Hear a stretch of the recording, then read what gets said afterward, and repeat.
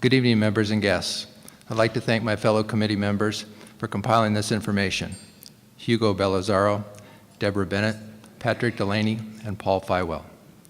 The Government Committee was given the task of identifying possible conduits of commercial REO property distribution as they pass through the system. It is a constantly evolving and very fluid process. Consequently, it is difficult to identify the sources, the vendors, and the method that will be used to redistribute the property to the market. The two most obvious sources we identified to date are the FDIC and the SBA. Other government sources or conduits for ORE or REOs are Freddie and Fannie and the Veterans Administration.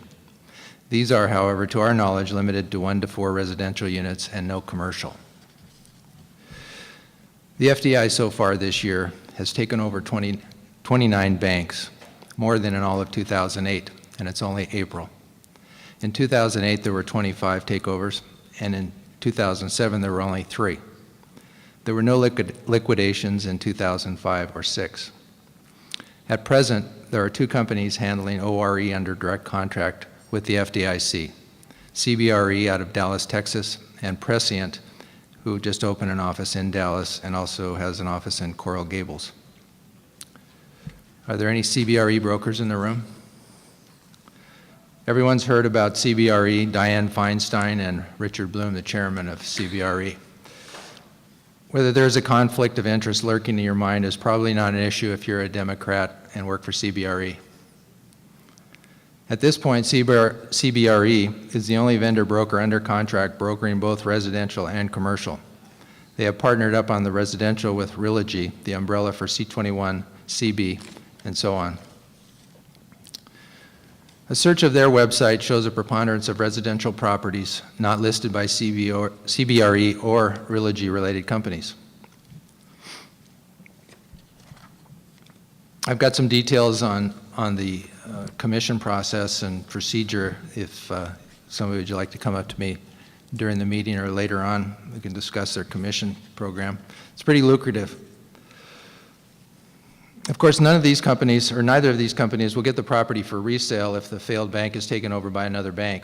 In those cases, the bank will handle the disposition of the property. The SBA. This agency is not as clear-cut on how REOs will be handled at the present time because of the way they conduct their business.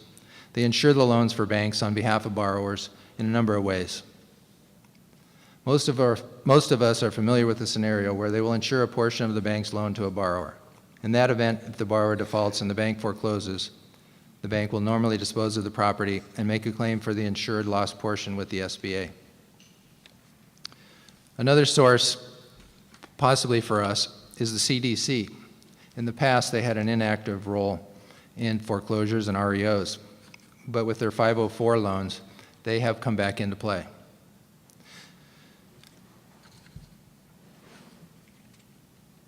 There's a lot of the alphabet popping up on the market right now, and that's PPIF, legacy loans, CMBS, so on.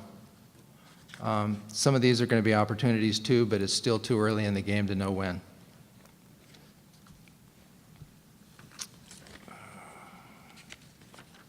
In conclusion, at this point in the economy, it appears that there are going to be limited opportunities with the FDIC.